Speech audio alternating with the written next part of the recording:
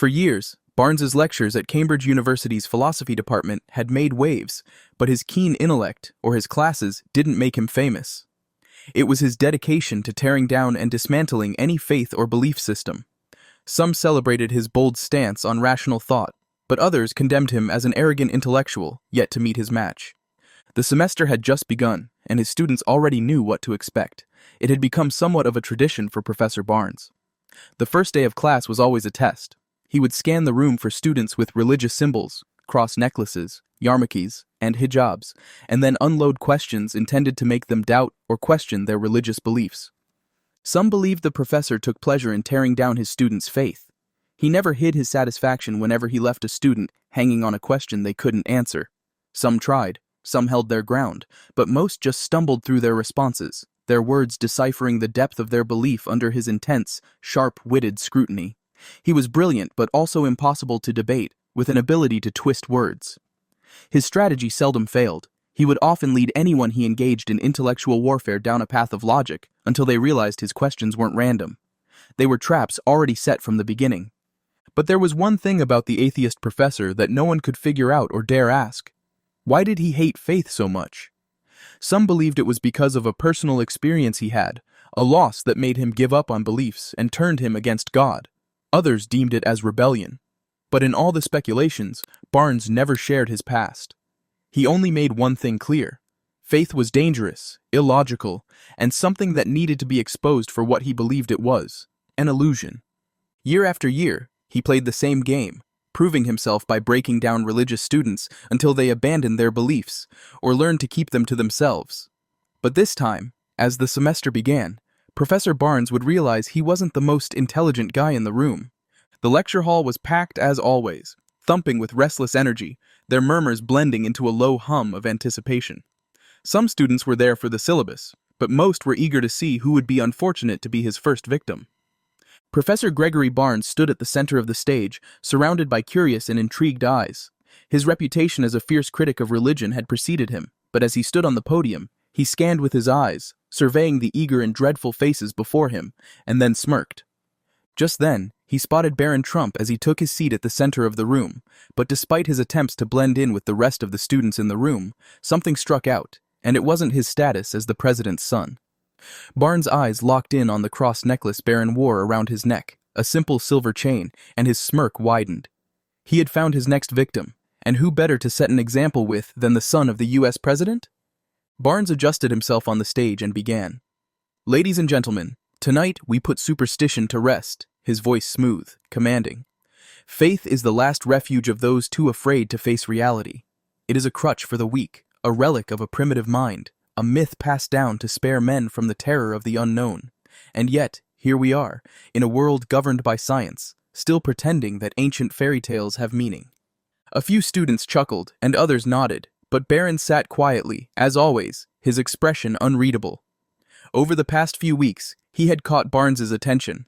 Most students reacted, some visibly furious, while some challenged the professor when he made outlandish comments that targeted their fate, but Barron did neither.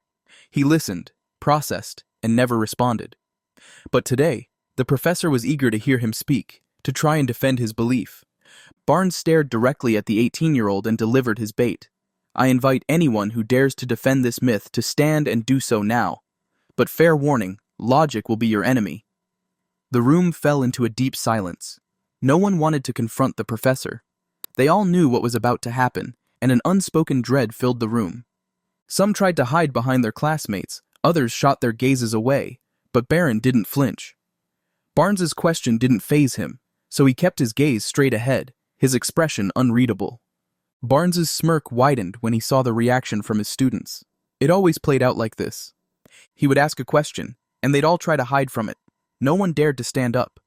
But today, he had already found his mark, so his gaze shifted to Barron. "How about you, Trump? Your family has often displayed themselves as Presbyterians, and that cross. It represents your faith. Indeed, you must not agree with my statement, or do you? Is your faith a prop, just like everything else in your family? Or is fate just an inherited privilege for you?" The tension in the room grew. The other students turned sharply towards Barron, watching in anticipation. The young lad had always tried to avoid the spotlight, but now Barnes had put it on him. What was he going to do? Barron remained seated briefly, then his chair scraped against the floor, and he rose to his feet. Phones shot up, and camera shutters clicked. Everyone was eager for the showdown. Barnes arched a brow. "I didn't stand up to argue with you, Professor Barnes," he said. "But if my faith were just a prop, you wouldn't feel the need to comment on its absence."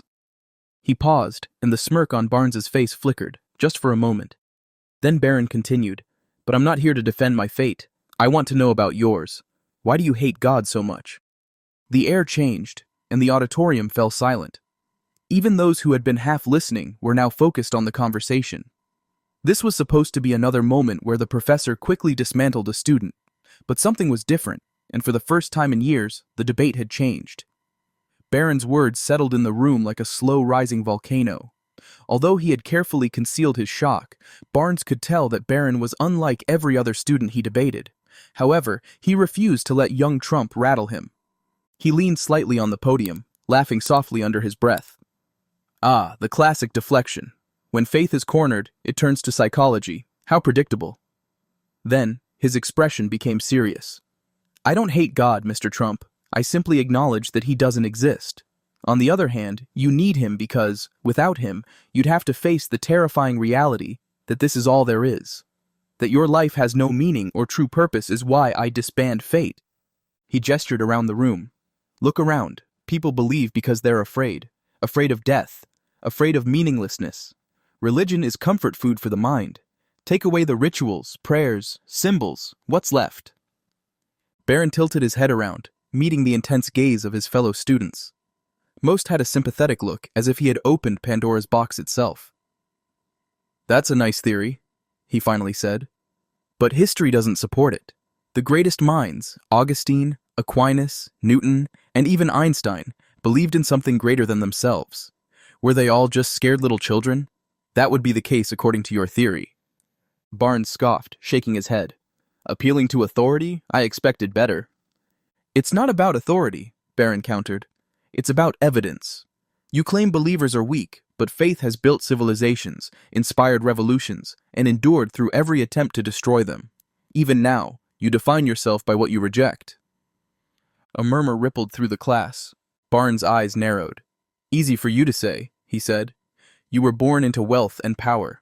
What do you know about struggle, about reality?" He immediately replied, almost as if under divine intervention.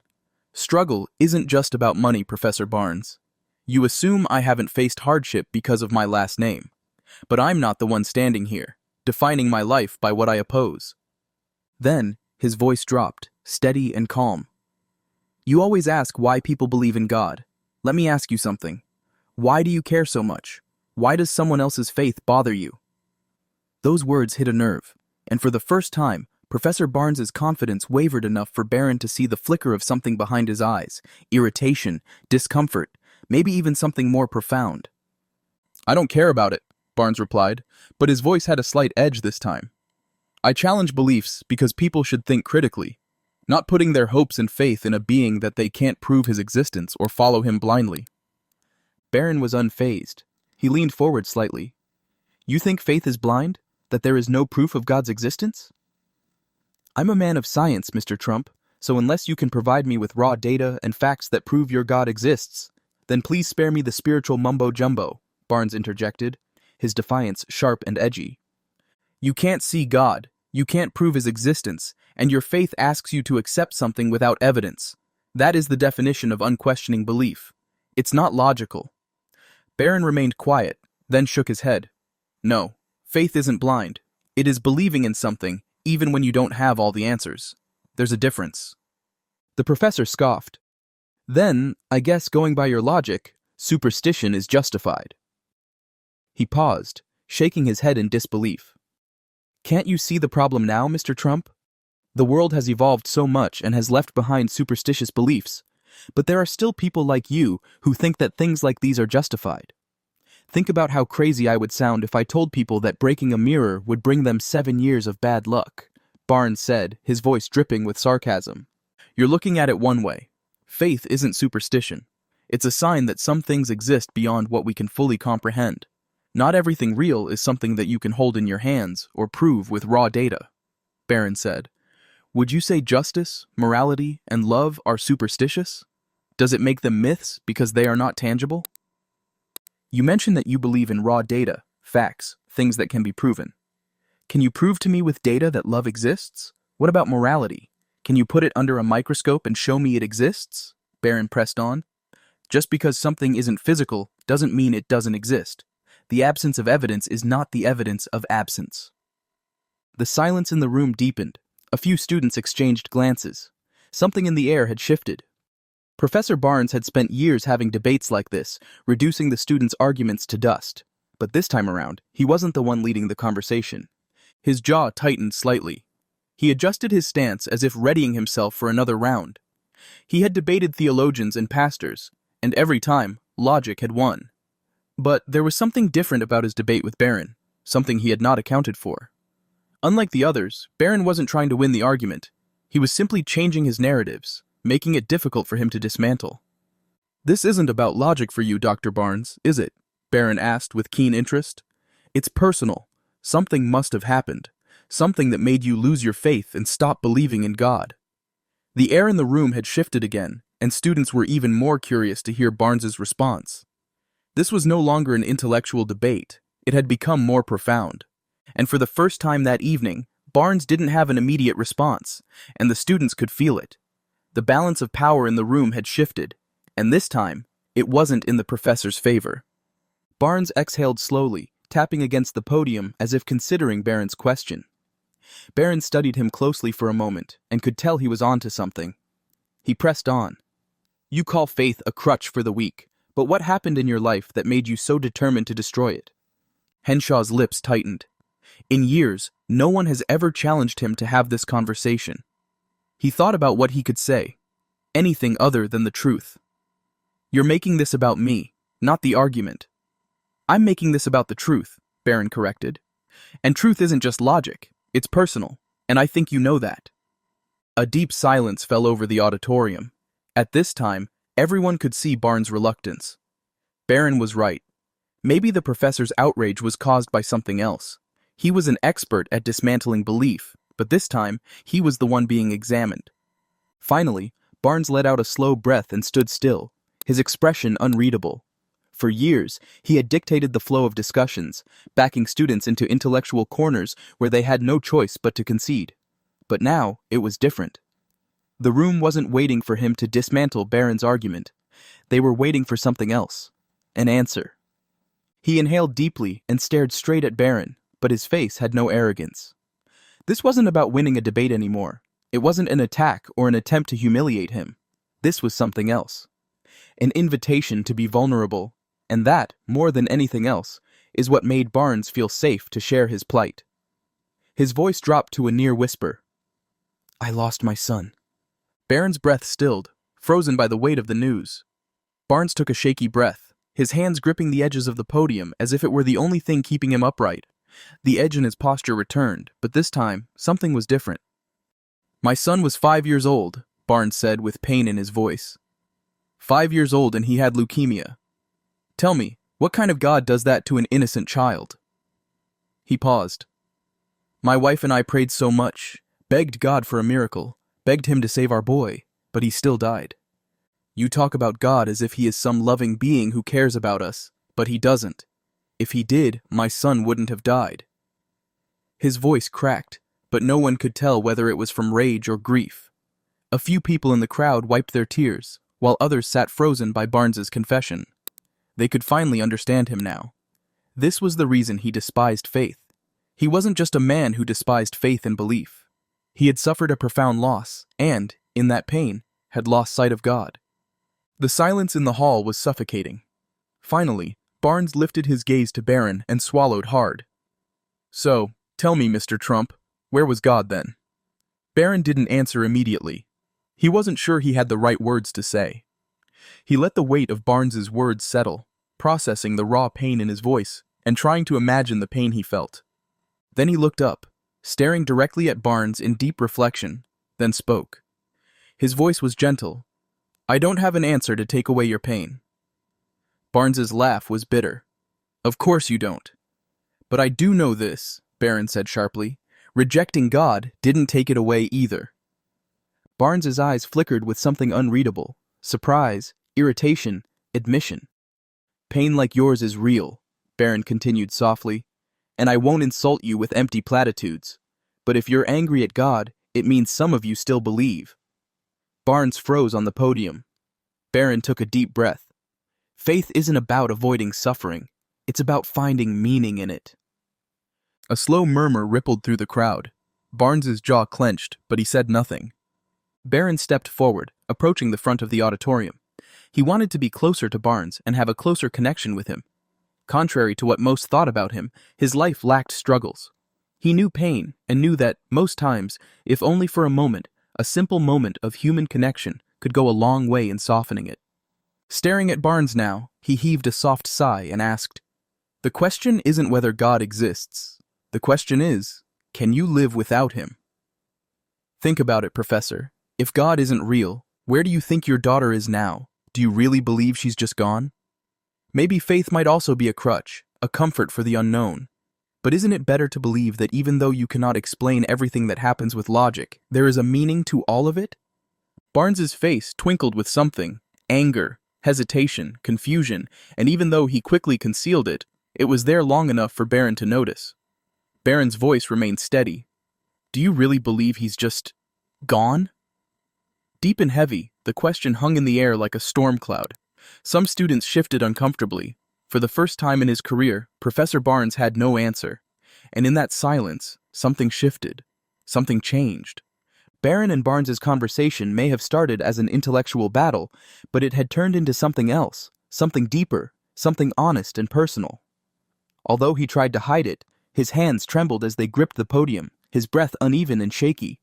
He had spent years building his reputation and being on sound logic and reasoning, yet now it was crumbling. Barron's words had struck him deeply. "If God isn't real, where is your daughter now?" Barnes still had no answer. He had never even allowed himself to ask the question. Meanwhile, no one dared move. They had come expecting a debate, but instead, they had witnessed something far more profound. Henshaw squeezed his eyes shut as if trying to suppress something, but it was no use. His anger, certainty, and need to be right collapsed beneath the sheer weight of grief. When he finally spoke, his voice was barely above a whisper. "I don't know what to believe anymore," he said. His words sent a shockwave through the crowd.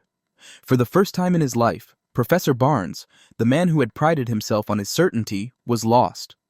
Barron took a step forward, his expression gentle. There was no triumph in his eyes, no smugness, just understanding. "Maybe," he said softly, "it's not too late to find your way back."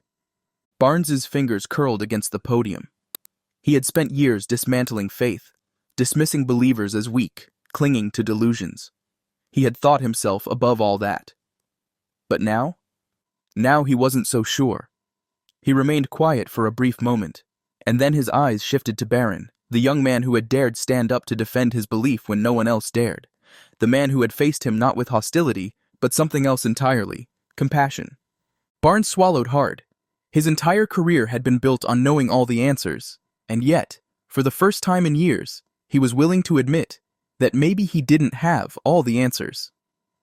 Barron hesitated momentarily, then slowly stepped onto the stage, approached Professor Barnes, and stopped before him. A brief silence engulfed them, but there was something else. This wasn't just a student standing next to his professor. At this time, Barron was more than that. Slowly, he extended his hand, and for a moment, Barnes hesitated. But then, he slowly reached out, taking Barron's hand. The room exhaled, and then a single clap echoed, followed by another, until the auditorium filled with applause. Some students wiped their eyes. Others sat in stunned silence, unsure of what they had just witnessed. There was no declared winner that night. There is no closing argument, no victorious debate. But something far more powerful had happened. For the first time in years, Professor Barnes had taken a step toward something he had long abandoned: hope. Some debates aren't about proving who's right or who's wrong. Maybe the people who challenge us the most aren't the ones trying to tear us down. They usually ask us the questions we've been too afraid to ask ourselves. What do you think? Do faith and logic have to be at odds, or can they complement each other? Can questioning your beliefs strengthen them? Is faith a choice, a feeling, or something else entirely? Let us know your thoughts in the comments and don't forget to like and subscribe to our page. Before you go, click on the next video below.